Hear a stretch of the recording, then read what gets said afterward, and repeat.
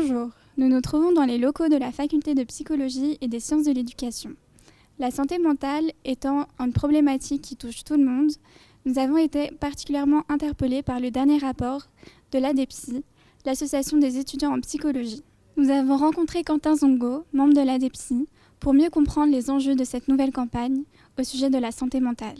Je m'appelle Quentin, je fais partie de l'ADEPSI, donc c'est l'association des étudiants en psychologie. Alors, ces enquêtes, elles ont été faites pendant la pandémie de Covid-19, donc au cœur de la deuxième vague, donc environ en décembre 2020. On a commencé à réfléchir, à sonder les étudiants pour savoir comment ils allaient, principalement. Donc notre idée, c'était de pouvoir leur questionner sur comment ils vivaient leurs études pendant la pandémie, comment ils ont vécu leurs examens, mais également de pouvoir leur proposer un espace où ils pourraient donner des solutions, des propositions d'amélioration dans leur vie étudiante. Cette enquête, elle a été diffusée premièrement aux étudiants en psychologie, mais ensuite on a pu l'ouvrir aux autres étudiants des autres facultés. Nous, en tant qu'étudiants en psychologie, on en parle parce que c'est le cœur de nos études de parler de santé mentale. Nous, ce qu'on voulait faire, c'est que premièrement, questionner nos étudiants, et au vu de l'engouement qu'on a eu et des réponses qu'on a eues, nous, c'était logique en fait d'ouvrir aux autres facultés parce qu'évidemment, en tant qu'étudiants, on vivait tous les mêmes choses, on était tous à distance. Tout au long des enquêtes, on a observé des difficultés autant académiques en termes de santé mentale, que ce soit des problèmes d'anxiété, de dépression. Certains ont même eu des pensées suicidaires à un moment où c'était plus accentué dans la crise. Donc, la pandémie, elle s'est un peu éternisée, donc on a tous vécu à peu près 1 an et demi à distance, donc ces difficultés-là, elles se sont prolongées. Donc nous, ce qu'on a observé, c'est que autant en psychologie que dans les autres facultés, on a retrouvé ces difficultés-là, environ dans les mêmes proportions, peu importe la première ou la deuxième enquête. Et ce qu'on a observé, ce qui est important pour nous aussi, c'est de dire que la pandémie, elle est venue aggraver ces difficultés, mais elles existaient déjà avant. On a beaucoup de commentaires dans ce sens, et qui me disaient que nous, on vivait déjà ça. C'est juste que maintenant qu'il y a la pandémie, on en parle un peu plus. Comme physiquement, en tout cas, la plupart des étudiants se sentaient pas vulnérables au Covid, ou disons qu'ils étaient moins à risque. Donc ils ont surtout observé des difficultés en termes de santé mentale, et on en a parlé aussi dans les journaux. Il y a eu beaucoup d'articles sur ces questions-là, et donc on en parle de plus en plus.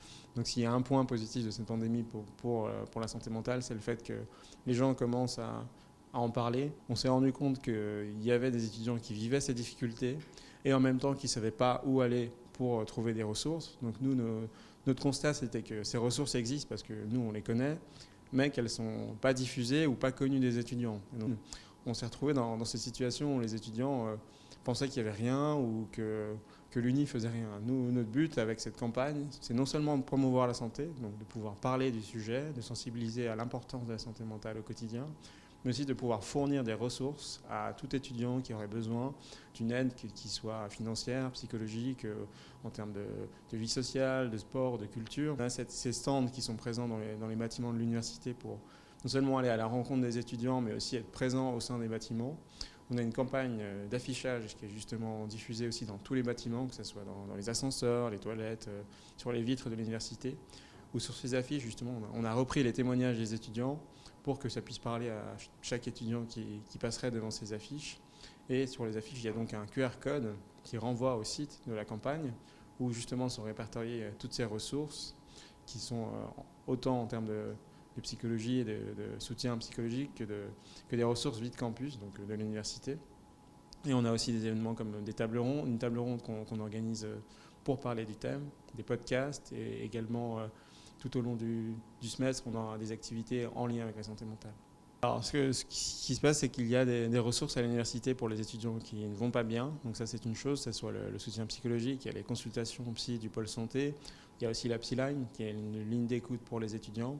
Et en dehors de ça, dans la vie des étudiants, il n'y aura pas forcément santé mentale et santé physique, tout est lié.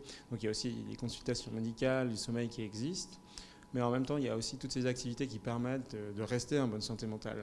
On parle souvent de santé mentale en disant ça va pas, on a des difficultés, mais en fait la santé mentale c'est quelque chose de bien, et donc il faut pouvoir aussi la nourrir. Alors nous, de notre côté, on est catégorique, c'est qu'on doit en parler beaucoup plus. C'est un sujet qui a été justement beaucoup plus médiatisé pendant la pandémie, mais comme on vous l'a dit avant, ces difficultés en termes de santé mentale ou académique, elles existent depuis des années, et qu'il y a une volonté des étudiants, donc ça vient pas du comité de l'ADEPSI, mais de ce qu'on ressort aussi de nos enquêtes, c'est que les étudiants ont besoin de plus. Ils demandent de pouvoir être entendus justement sur ces questions-là aussi. Donc oui, il y a des choses qui se mettent en place, mais il faut faire plus, tout simplement. Et il faut aller justement à la rencontre des étudiants et écouter les étudiants pour que les étudiants puissent proposer eux-mêmes ce qui leur conviendrait. Sur le thème de la santé mentale, évidemment, l'université commence à prendre conscience du problème et des problèmes, j'ai envie de dire.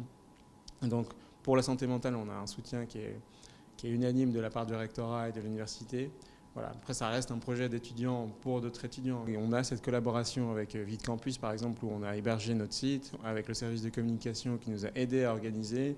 Mais on a aussi cette impression que ça paraît ponctuel, en fait.